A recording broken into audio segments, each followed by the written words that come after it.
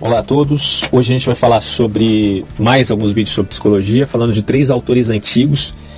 Entendo que falar sobre esse assunto hoje é fundamental, porque as pessoas parecem que estão meio perdidas diante dos acontecimentos, né? Eu acredito que minha contribuição em relação ao assunto é para aqueles que têm interesse, né, em conhecer melhor essa questão, para entender como que se dá esse contexto em relação aí a influência causada no comportamento de inúmeras pessoas, que às vezes até nos choca, né? Obviamente que isso aqui não é uma total cagação de regras, né? A ideia é só compreender e não julgar ninguém ou fazer qualquer tipo de coisa que venha a distorcer a realidade. É compreender. Mas para isso a gente precisa se voltar muito para o passado, né? Para tentar entender melhor essas questões, com base também no que ocorreu na antiguidade. E vamos nos voltar hoje para o Antigo Egito. Depois a gente vai falar um pouquinho do Hipócrates e depois falaremos também do Galeno. 3 personagens, como você viu, da antiguidade, e um deles muito mais tardio, que é um personagem chamado Imhotep, que inclusive tem um documentário aqui na internet disponível aí no YouTube. Vocês podem só colocar o nome, vocês já vão achar, é bem interessante. Bom, primeira coisa que eu tenho, vamos na ordem cronológica. Imhotep, ele foi um sumo sacerdote do deus Ra. Portanto, ele tinha, obviamente, práticas que estavam vinculadas à religião, porque não havia nenhum tipo de separação entre religião, entre a monarquia, né, onde o faraó era o rei, e entre o nacionalismo do povo. Tanto é verdade que a pirâmide que foi construída, quer dizer, a primeira pirâmide construída em Saqqara, foi justamente construída por esse chanceler do rei Djoser. Rei Djoser, que teria vivido aproximadamente 2.500 anos, obviamente, na mesma época do Imhotep.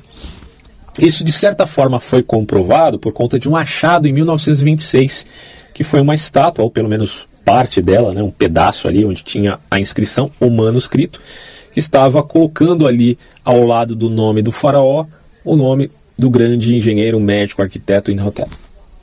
Você vê que ele não tinha o famoso sangue azul, mas mesmo assim ele foi tido como uma divindade para a posteridade por conta da sua fama, né?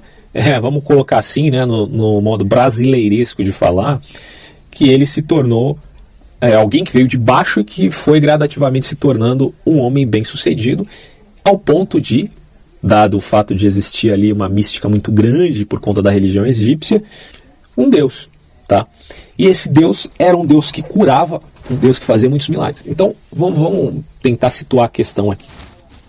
Imhotep, ele foi o grande engenheiro da primeira pirâmide, como eu disse, construída em Saqqara, que tinha forma de escada, porque ela tinha degraus, basicamente tem a ver com a religião egípcia, da ideia de você subir os degraus até o pós-morte, onde você teria aí uma nova vida, que tem a ver também com, para quem estuda Egito Antigo sabe disso, claro, uma coisa básica até para quem não estuda, né, tem uma noção de senso comum, que a mumificação tem a ver com essa passagem da vida que você teve aqui na Terra, material, para a vida espiritual, e tem toda a mitologia egípcia que a gente pode estudar numa outra oportunidade, mas a gente já entende isso logo de cara, né? A mumificação era um processo que tinha a ver com a medicina, porque era preciso que você conhecesse muito da composição do corpo humano, inclusive dos órgãos internos, da anatomia. Tudo isso era muito importante para que você fizesse todo esse processo e ele realmente funcionasse, quer dizer, preservasse o corpo. Pelo menos muitas das múmias que foram encontradas, a gente percebe que teve uma grande preservação. Outras não, como no caso do rei Djoser, foi encontrado, alguns alegam que de fato foi encontrado ali a múmia dele, mas só acharam pedaços, né? Se eu não me engano, do dorso, do calcanhar, algo do tipo. Depois vocês podem pesquisar mais a fundo, inclusive nesse documentário que eu falei, eles explicam bem isso. Bom, basicamente você tem ali inúmeras descobertas. Você sabe que quando a pedra de Rosetta foi achada, ironicamente, pelos soldados de Napoleão Bonaparte, ficou mais fácil entender os hieroglifos, que eram aqueles manuscritos que já tinham sido encontrados e outros que foram encontrados posteriormente.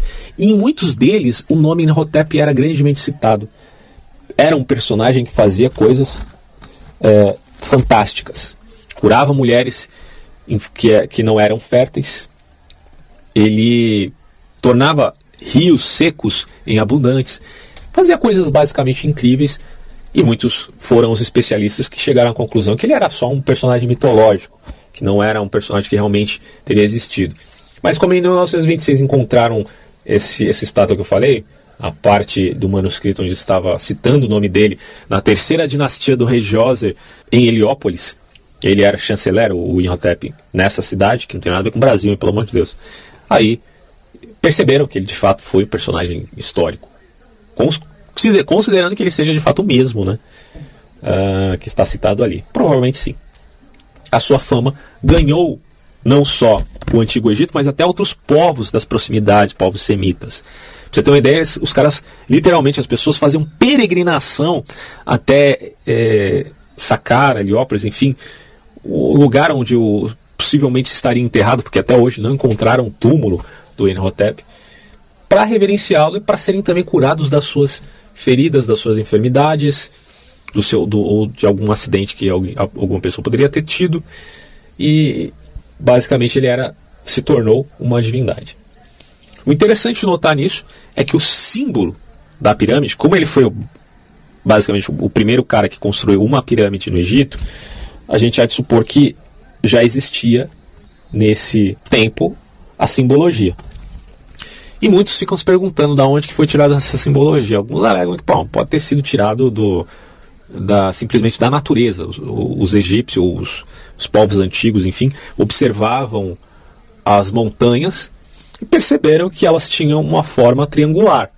E que se elas subsistiam daquela maneira, é porque era alguma construção que realmente tinha capacidade de se autopreservar.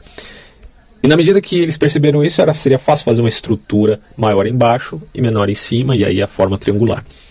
Mas outros alegam que, baseado na mística egípcia, eles fizeram todo esse processo de construção com base no símbolo do Sol, porque aí era o deus Ra, era o deus Sol. E os raios solares, quando eles aparecem no dia, eles formam essa forma triangular, né? Você tem até os Illuminates que, de certo modo, se basearam nessa simbologia egípcia. Você tem o símbolo do triângulo e você tem o olho de Horus que fica no meio. Isso aí é muito conhecido. E para quem acha que eu estou viajando, vai estudar um pouco, porque de fato a Ordem Illuminati existiu. Não estou dizendo que ela existe hoje, ainda mais como ela quando se formou. Mas os Illuminati, sem dúvida nenhuma, existiram. Era uma ordem basicamente secreta, possivelmente oriunda da maçonaria. Bom, enfim, para quem quiser estudar mais o assunto, não vai ser nesse vídeo. A gente pode fazer alguma coisa depois disso, mas vamos se focar na questão de que essa simbologia ela representava vários fatores. Dentre todos esses, também tinha um vínculo com a medicina, com a engenharia e com todas as outras coisas, porque era tudo uma coisa só, né? Aliás, a construção de uma pirâmide era um fortalecimento do nacionalismo egípcio. Tanto é verdade que muitos são os que alegam que quem construiu as pirâmides, pelo menos a primeira, não foi exatamente os escravos, ou pelo menos parte da população que construiu era parte de pessoas que eram salariadas, por conta, talvez, de um prestígio para com o faraó e para com o seu patriotismo, algo do tipo. Isso aí, eu não vou entrar muito no mérito, só estou falando porque eu vi aí no documentário, li alguma coisa a respeito. Mas é só para citar esse autor e demonstrar o quanto ele foi importante. Mais uma coisa interessante foi o papiro encontrado aproximadamente, um papiro que foi datado inclusive de 1000 anos antes de Hipócrates, egípcio obviamente, chamado de Smith, que foi um dos donos pós-descoberta do papiro, que é literalmente um tratado de enfermidades. Quer dizer, é um compêndio de como você vai tratar certas doenças. Para você ter uma ideia, existia até cirurgias que as pessoas faziam ali naquela época no crânio, né? As pessoas faziam tiradas de tumor. Existem evidências sobre isso que muitas vezes chocam as pessoas, porque, poxa, como pode na antiguidade os caras já fazerem isso e não ter tido um efetivo progresso depois, porque nós sabemos que esse progresso demorou muito para acontecer. E muitos se perguntam por quê, considerando que eles já tinham esses atributos tecnológicos em termos, né, tão grandes. Mas é aquilo, né? Possivelmente são vários os fatores. Alguns alegam que o que atrapalhou foi a religiosidade, mas isso aí parte de muitas interpretações meramente céticas, então a gente não vai entrar no mérito aqui, mas eu acredito que não foi só um fator, são vários fatores que contribuíram para que não houvesse uma efetiva evolução, até a luta por conquistas de terra, enfim, né? Não tem muita coisa para considerar nesse sentido. Mas é isso, gente. Eu acho que esse personagem poderia ser muito bem tido como o verdadeiro pai da medicina, muito antes do Hipócrates. Inclusive tem até o juramento aqui do Hipócrates, a gente vai ler depois, tá? Basicamente, Imhotep foi um personagem que não foi ele que escreveu esse papiro ou que deflagrou todas as ideias relativas aí ao tratamento de doenças no papiro Smith, mas sem dúvida nenhuma, ele, como é mais antigo, ele teve grande influência sobre os outros. Existiam, claro, vários médicos na época dele, mas ele foi um grande médico que recebia, né, no pós-morte, as suas procissões e pessoas que queriam de fato ser curadas. Bom, Hipócrates. Hipócrates, ele viveu em 460 a.C. e morreu aproximadamente em 370. Ele foi um grande personagem aí da Grécia, tido, como a gente já falou aqui, como sendo, né, o pai da medicina.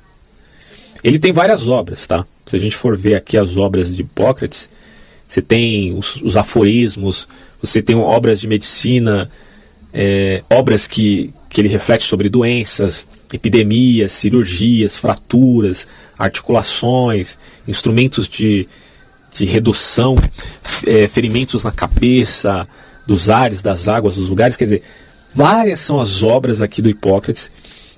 E pelo título das obras você já percebe que ele tentava se abster do aspecto místico e se voltar mais para o aspecto da experiência, ou seja, empírico, e o que a gente pode colocar aqui como efetivamente científico, o que lhe deu aí o título de pai da medicina justamente por isso, né?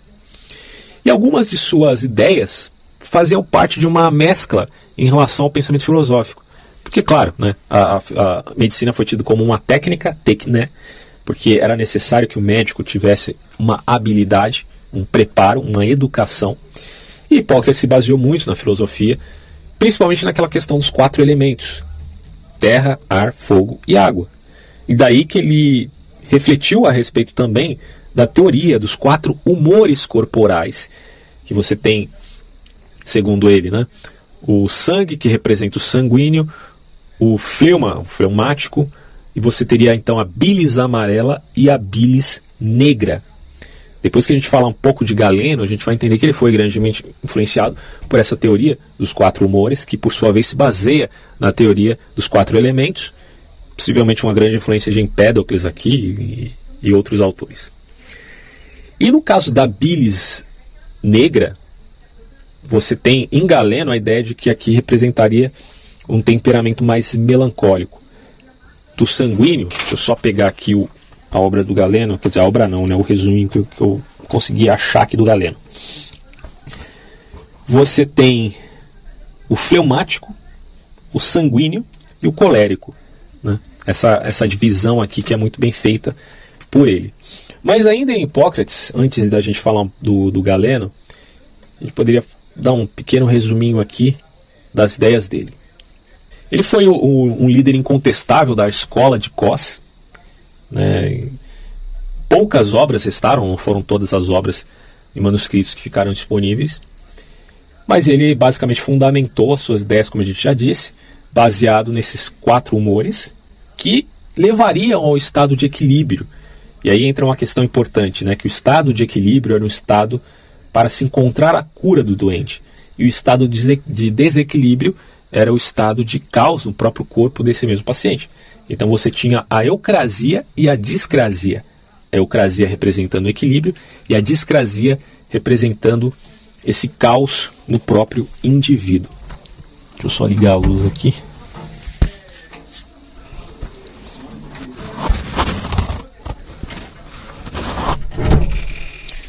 Bom, resumindo, obviamente teria muita coisa para falar aqui do Hipócrates, mas resumindo é isso. Uma coisa que eu queria deixar aqui também registrado é o juramento dele. Alguns dizem que isso foi escrito muito posterior à vida do Hipócrates, mas não importa, a gente vai ler, porque esse é o juramento que muitos médicos têm a intenção de fazer quando escolhem a sua carreira, né? Então o juramento diz o seguinte, olha que interessante: eu juro por Apolo, médico, por Esculápio, Ígia e Panacea, e por todos os deuses e deusas, a quem conclamo como minhas testemunhas, juro cumprir segundo meu poder e minha razão a promessa que se segue, estimar tanto quanto os meus pais aquele que me ensinou esta arte, fazer vida comum e, se necessário for, com ele partilhar meus bens, ter seus filhos por meus próprios irmãos, ensinar-lhes esta arte, se eles tiverem necessidade de aprendê-la. Sem remuneração e nem compromisso escrito, fazer participar dos preceitos, das lições e de todo o resto do ensino, meus filhos, os de meu mestre e os discípulos inscritos, segundo os regulamentos da profissão, porém só estes. Aplicarei os regimes para o bem do doente, segundo o meu poder, aliás, fazendo um parênteses aqui, Hipócrates é muito conhecido, né, como aquele que acredita que a dieta que gera a cura, ou que traz a cura ao paciente. E é legal isso, entender isso, porque isso está voltando hoje, né? As pessoas estão muito preocupadas em relação à preservação da sua saúde mediante uma dieta adequada. Porque hoje a gente vive num período de muita industrialização, de alimentos processados, e tudo isso gerando aquela chamada acidez no corpo que é meio caminho andado para uma doença, né? Hipócrates tinha essa conotação. Ele continua dizendo: nunca por causa do dano ou mal de alguém. A ninguém darei por comprazer, nem remédio mortal, nem um conselho que induza a perda. Do mesmo modo, não darei a nenhuma mulher uma substância abortiva. Tá vendo? Os antigos, pelo menos no caso de Hipócrates, eram contra o aborto. Conservarei imaculada a minha vida e minha arte. Não praticarei a talha, mesmo sobre incalculosa confirmada. Aliás, essa questão, só fazendo um novo parênteses aqui, a questão do aborto na antiguidade é meio complexa, tá? Só fiz um comentário aqui, de acordo com o juramento do Hipócrates. E ele diz: deixarei essa operação aos práticos que disso cuidam, ou seja, aqueles especialistas. Em toda a casa, aí entrarei para o bem do doente, mantendo-me longe de todo o dano voluntário, de toda a sedução, sobretudo longe de prazeres do amor, com as mulheres ou com os homens livres e escravizados. Aquilo que no exercício ou fora do exercício da profissão e no convívio da sociedade eu tiver visto ou ouvido que não seja preciso divulgar, eu conservarei inteiramente secreto. Se eu cumprir este juramento com fidelidade, que me seja dado gozar felizmente da vida e da minha profissão, honrado para sempre entre os homens, se eu dele me afastar ou infringir o contrário aconteça. Bom, é só uma questão de curiosidade aí, né? Você vê que é bem interessante o tema. Hipócrates, ele foi então, por conta de avaliar as coisas sempre com foco mais experimental, o pai da medicina. Isso desconsiderando os egípcios e sua grande influência sobre os povos posteriores, incluindo os gregos, né? E aí nós chegamos então ao Galeno, que viveu em 129 a 201 depois de Cristo. O Galeno, ele tem dentre as suas ideias aquilo que a gente poderia chamar da ideia do fluido corporal. Mas que cargas d'água é esse fluido corporal? Bom, eu não sei se você sabe, mas o termo humor vem do latim, que é humor, enfim, mas que tem a conotação justamente daí, né, dos fluidos corporais, que tem a ver com o que Hipócrates falava a respeito da bilis amarela e da bilis negra, por exemplo. Então, para você ter uma ideia aqui, conforme essa obra das ideias dos grandes autores de todos os tempos, o Galeno, ele estabeleceu um conceito de tipos de personalidade com base na teoria humorística, que é meio parecido com o do Hipócrates, mas tem uma pequena diferença, porque ele já vai dar nome aos bois aqui. Por exemplo, o melancólico, que o Hipócrates chamaria de bilis negra, o Galeno já vai dizer: bom, é o cara que tem temperamento triste, que é medroso, deprimido, mas ao mesmo tempo ele tem também um lado poético e artístico. Então esse é um temperamento do melancólico. É o cara muito sensível, né? É aquele que só por um olhar, ainda que esse olhar seja sujeito à interpretação, ele torna pesada a sua alma. Ele fica muito abatido. Então é algo altamente sensível. Aí você tem o fleumático, que vem também do termo que Hipócrates usava da fleuma. É o cara lento, quieto, tímido, mas também é racional e coerente. Você tem o colérico, que é um cara mais impetuoso, energético e apaixonado. Isso aqui, se eu não me engano, tem a ver com a bilis amarela do Hipócrates. E você tem o sanguíneo, que é a questão do sangue, porque ele é afetuoso, é alegre, otimista, é confiante. Isso deu a conotação de que fazer sangria, né, na antiguidade seria um processo muito importante para se curar as pessoas. Os 4 temperamentos de Galeno, eles estão relacionados ao equilíbrio dos humores do corpo, porque se são fluidos corporais, então isso tem a ver com a questão de equilibrar esses fluidos para que a pessoa, então, esteja saudável, pelo menos no quesito emocional, ok? E a ideia do Galeno era justamente essa. A pessoa pode ter a tendência de ter um certo temperamento. É curioso, né, que quando eu fazia parte de uma igreja batista, algum tempo atrás, eu lembro de pregações que eles falavam dessa teoria dos 4 humores. Hoje, basicamente, isso é pouco aceito na psicologia, não é moderno, mas é engraçado que eles não davam nome aos bois, né? Ninguém falou que isso aqui era uma teoria de Galeno, de Hipócrates, mas que era muito bem vista ali para se ensinar algo prático. As pessoas têm temperamento, isso aqui é uma questão até intuitiva, né? As pessoas têm um temperamento que é mais forte, é uma tendência a um humor mais forte que o outro, e isso inevitavelmente acaba gerando o que a gente poderia chamar de uma predominância. Aqueles que têm exagero nessa predominância, porque cada temperamento tem um lado bom e um lado ruim, elas precisam equilibrar esse temperamento, não necessariamente extingui-lo.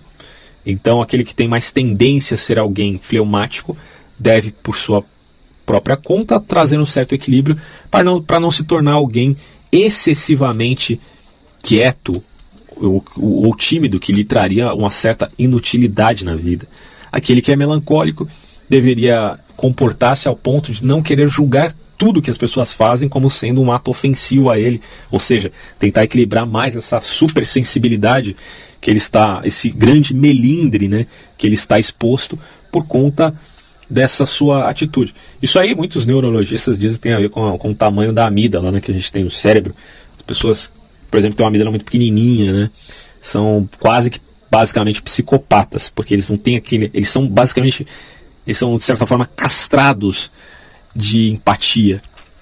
E é totalmente diferente daqueles que têm uma grande sensibilidade, que é o total oposto disso. Mas também não vamos entrar nesse mérito agora.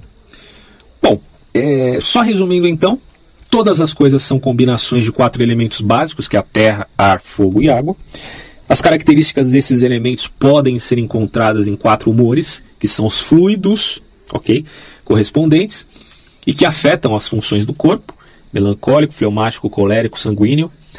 Ou então, você pode colocar aqui sangue, fleuma, bilis amarela e bilis negra, no caso de Hipócrates. Esses humores também afetam nossas emoções e nosso comportamento, ou seja, esses humores afetam o temperamento, ainda que você tenha uma preponderância de um ou de outro. Por isso que os humores devem estar equilibrados aqui, ok? Problemas de temperamento são causados por um desequilíbrio dos nossos humores. Portanto, restaurando o equilíbrio dos humores, desses fluidos, o médico pode curar nossos problemas emocionais e também problemas, principalmente, né, porque era o que visava os antigos, problemas de comportamento, que isso aí era fundamental para eles, né? Bom, uma outra parte que eu achei interessante aqui também, no resumo do Galeno, é o seguinte: que se algum dos humores se desenvolvesse demais, o tipo correspondente de personalidade passaria a dominar o indivíduo, né? Então, uma pessoa sanguínea, ela tem muito sangue, aquela coisa da sangria que eu tinha falado. E ela acaba se tornando, segundo o que consta aqui, uma pessoa afetuosa, alegre, otimista, confiante, mas também pode ser egoísta. Então, em termos emocionais, poderia haver prognósticos de cura através de certos tratamentos, que isso vai variando de tempo para tempo, de autor ou médico para médico. Alguém fleumático que sofresse desse excesso, ele se tornaria, que é o lado bom, ele seria gentil, né, mas o lado ruim seria muito lento e tímido.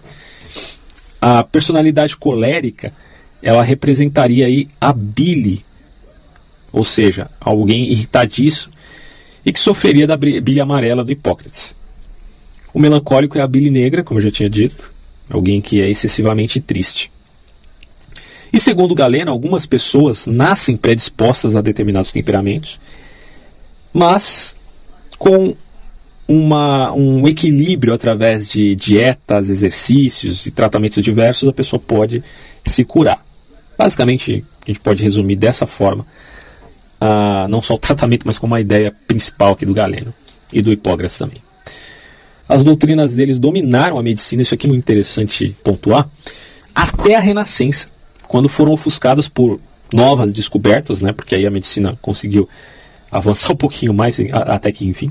E em 1543, Andreas Vesalius, viveu aí em 1514 até 1564, ele exercia a medicina na Itália e encontrou mais de 200 erros nessas descrições de anatomia em Galeno, o que fez ele basicamente aí reformular muitas das ideias do antigo médico.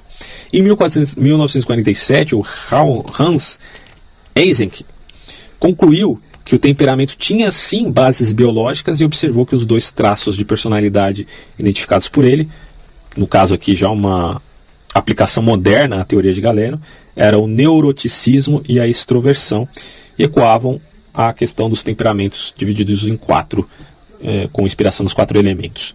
Então você vê que Galeno teve influência e tem até hoje, teve influência até no século XX por muitos especialistas.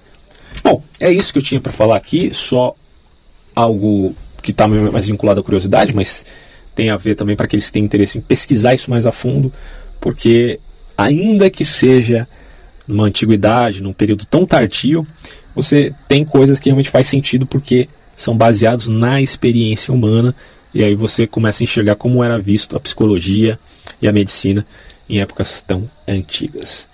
Fico por aqui, e dica para você, né, se você estiver meio tristinho aí, procura um médico, psicólogo e vê se toma uma ocitocina, porque sinceramente eu fico pensando das pessoas que são entregues, né, a esses psiquiatras e tal, os caras que podem recomendar remédios, que ficam literalmente dopadas, e há uma polêmica muito grande nisso daí, né? Não que eu estou dizendo que se você tem algum problema que faz com que você tome remédio de tarja preta, que você deva parar.